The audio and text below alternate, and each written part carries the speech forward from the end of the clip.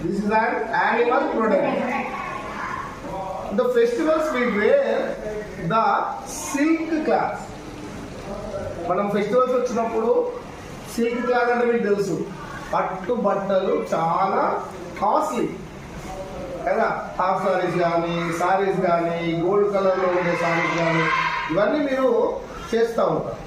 So అది ఇగో ఈ పురుగు, ఇందులో ఒక పురుగు ఉంటుంది ఇక్కడ కనబడుతుంది, గూళ్ళు అంటాం మనం, పట్టు గూళ్ళు అంటాం. ఏమంటారు? పట్టు గూళ్ళు అంటాం. సిల్క్ వామ్ అనేటటువంటి పురుగు మీరు లైక్ బొంద పురుగులాగా కనబడుతుంది.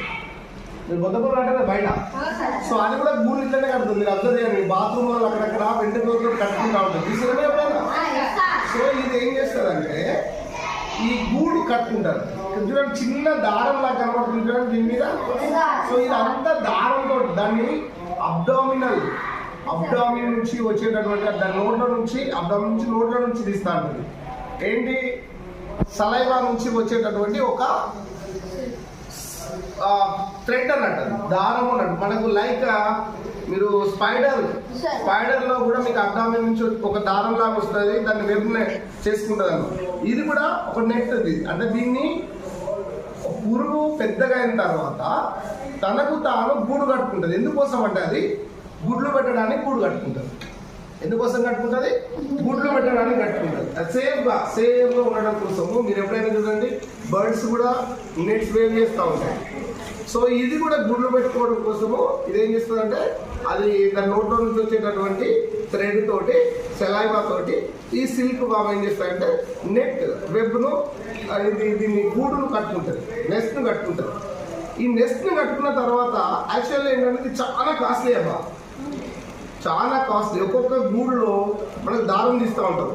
ఇది ఒకవేళ ఎక్కువ రోజులు ఉంచినాం అనుకోండి, ఇందులో నుంచి సిల్క్ వామ్ పగలగొట్టుకొని రెక్కలు వచ్చి బయటకు వచ్చేస్తాయి. సో అట్లా ఉండకుండా ఉండడం కోసము ఫార్మర్స్ ఏం చేస్తారంటే వీటిని వేడి నీళ్ళల్లో వేసి ఆ సిల్క్ వామ్స్ చంపేస్తారు. ఆ తర్వాత దీని నుంచి థ్రెడ్ తీస్తారు. థ్రెడ్ తీసిన తర్వాత మళ్ళీ మగ్గాల మీద వీటిని తయారు చేయడం అనేది జరుగుతాం. సో మీరు చూడొచ్చు, ఇక్కడ చిన్నగా కనబడుతుందా? ఓకే, అందరికీ కనబడుతుంది.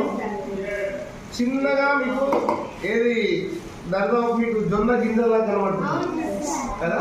ఇవేంటి అంటే ఇవి గుడ్లు. ఏంటివి? ఇవేంటివి? ఎగ్స్. దేని ఎగ్స్ ఇవి? సిల్క్ వామ్. ఇందులో నుంచి ఒక్కొక్కటి సిల్క్ వామ్ వస్తూ ఉంటుంది. సిల్క్ వాము చిన్న పురుగులు వస్తాయి. వాటికి ఫుడ్ ఏంటంటే మనకి ఇక్కడ ఫస్ట్ లెసన్లో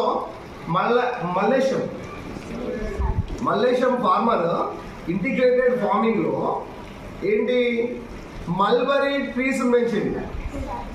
the mulberry leaves using as food for the silk worms.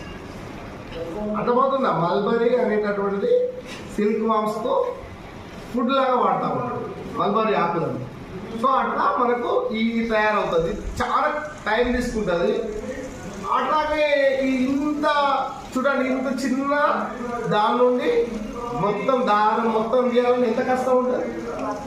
కాబట్టి దానికి అంత కాస్ట్.